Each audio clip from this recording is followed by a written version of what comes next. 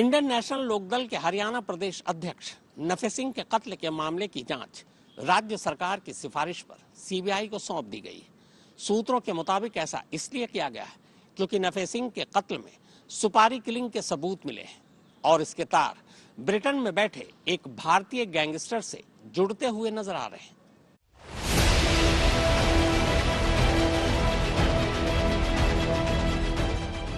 हरियाणा के इनेलो नेता नफे सिंह राठी की हत्या की तफ्तीश बेशक सीबीआई के हवाले की जा चुकी हो, लेकिन कत्ल की इस वारदात को देखकर यह साफ है कि इसके पीछे कोई गहरी साजिश है और ये कत्ल किराए के कातिलों का काम है।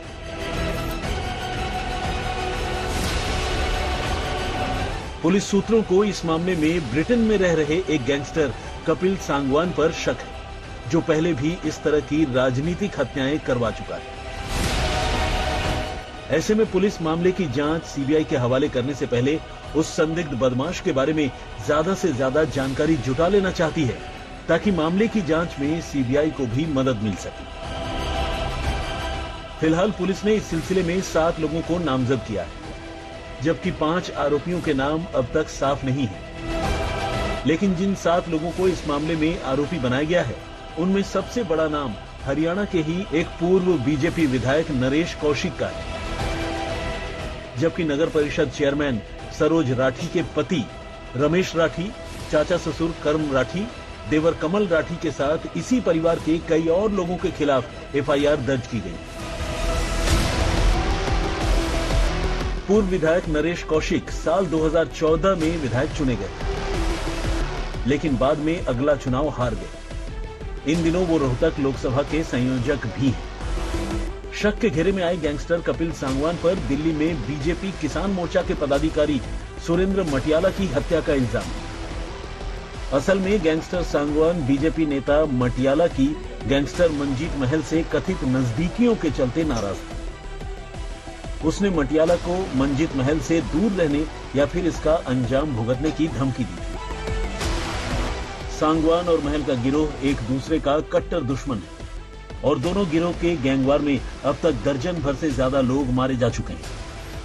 पुलिस सूत्रों की माने तो सांगवान फर्जी पासपोर्ट पर साल 2020 में ही भारत से भागकर यूके पहुंच गया था।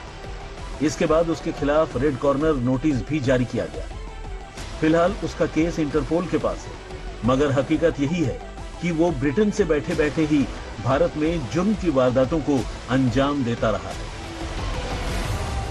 दिल्ली के करीब हरियाणा के बहादुरगढ़ इलाके में इनेलो नेता नफे सिंह राठी अपनी फॉर्च्यूनर गाड़ी में घर लौट रहे थे।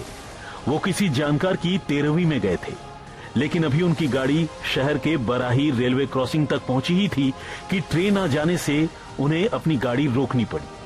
लेकिन इससे पहले कि लेवल क्रॉसिंग खुलती और उनकी गाड़ी आगे बढ़ पाती, पीछे से आई एक I-10 कार से उतरे शूटर्स ने उनकी गाड़ी को घेर कर गोली चलानी शुरू कर दी। ये फायरिंग इतनी भयानक थी कि मौके पर करीब 40 से 50 राउंड गोलियां चली और पूरे इलाके में दहशत फैल गई। मौके पर ही नफे सिंह राठी की जान चली गई। इस वारदात के बाद राठी के भांजे और वारदात के वक्त उनकी गाड़ी चला रहे राकेश उर्फ संजय ने पुलिस में एफआईआर दर्ज करवाई। अपनी शिकायत में उसने बताया कि कातिलों ने उसे ये कहते हुए जाने दिया कि वो लौटकर राठी के परिवार को कत्ल की इस वारदात की जानकारी दे दे। मामले की छानबीन कर रही पुलिस ने मौका वारदात से पहले एक I-10 कार को सीसीटीवी कैमरे में देखा, जिसमें सवार होकर कातिल नफे सिंह राठी की जान लेने पहुंचे थे। हालांकि जांच में इस कार का नंबर गलत निकला, मगर पुलिस का दावा है कि उसने कातिलों की पहचान कर ली है। संदिग्धों का इस विषय में पता चला है, तो हमारी टीम्स जो हैं उनको पकड़ने के लिए छापेमारी कार्रवाई कर रही हैं। टेक्निकल टीम्स भी इसमें लगी हुई हैं और अलग अलग एंगल पे जो इन्वेस्टिगेशन चल रहा है इस पे, तो जैसे भी आगे होता है हम आपको इस विषय में सूचित करेंगे। एफआईआर कितने लोगों के खिलाफ हुई है, क्या उनसे पूछताछ हुई है? 7 लोगों के खिलाफ एफआईआर हुई है और 5 उसमें अन्य हैं, तो उस विषय पर भी हम लोग जो है जांच कर रहे हैं और जिसका मैंने कहा कि जरा सा भी किसी का अगर इन्वॉल्वमेंट आता है तो वो बख्शा नहीं जाएगा। उसके खिलाफ जो भी सख्त कानूनी कार्रवाई वो हम करेंगे। राठी के घर वालों का इल्जाम है कि उन्हें लंबे वक्त से उनके दुश्मन जान से मारने की धमकी दे रहे थे और उन्होंने अपने लिए सरकार से सुरक्षा भी मांगी थी, लेकिन उसकी अनदेखी कर दी गई। धमकी मिली थी और धमकी की लिखित शिकायत हमने एसपी अर्पित जैन जी को करी थी।